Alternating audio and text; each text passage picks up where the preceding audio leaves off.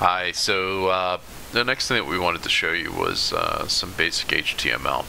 W3 Schools is a great reference. I know plenty of professionals that use it for reference as well as to teach themselves some new skills in their spare time. And I've passed it along to a lot of folks, and now we're gonna pass it along to you.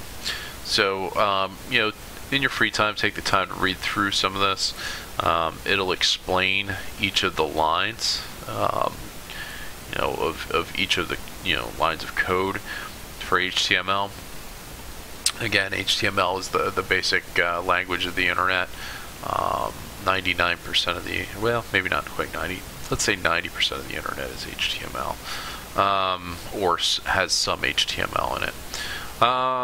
So if we go through these line by line, the doc type declares or defines the doc type to be HTML.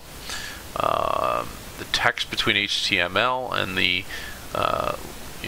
slash HTML describes the HTML document. So if we look at this piece here and this piece here, we're saying this is going to be HTML information.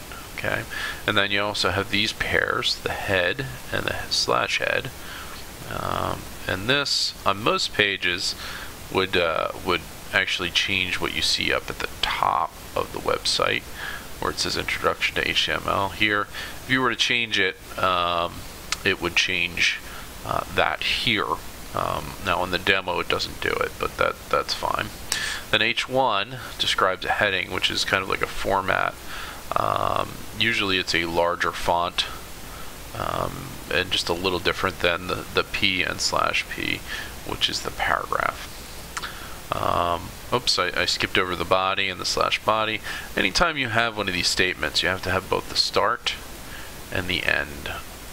Okay, so every time you see body, you're going to see slash body.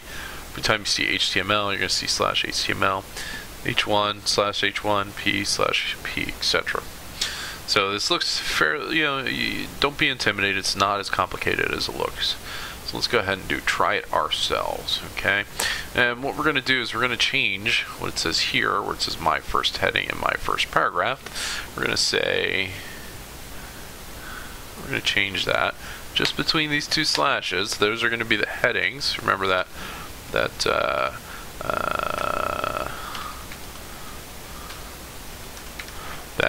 larger text, okay? It should change now to say JDB-test-123. When we see the result, you'll see it's right there. And then, something a lot of people used to do back in the day is something called Hello World for their first program. And so we're just going to use that again here, and it's going to say Hello World. Now we can make this a little more interesting. Doesn't get terribly complicated, but we can do some things like let's go ahead and make this italics using an I and a slash I, because we need that other side of the statement to say that we're done doing in this case italics. Okay, and take a look.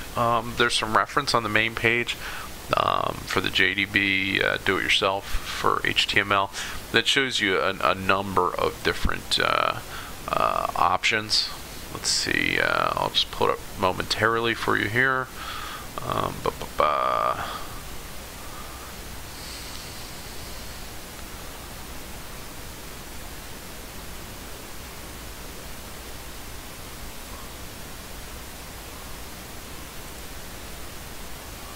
So there's some other things we can do here with the colors and whatnot.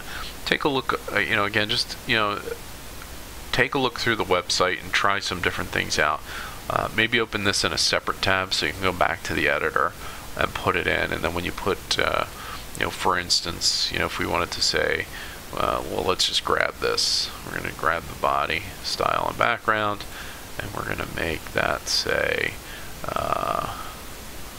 We're going to make that change to ours. We should see different colors when we go to our body. So let's go over here. I'm just going to paste over top of that. Okay. And say see results. And that's changed the background of the page to gray. So there you go. There's some basic things. Please, go ahead and explore the website and try it out. Thanks.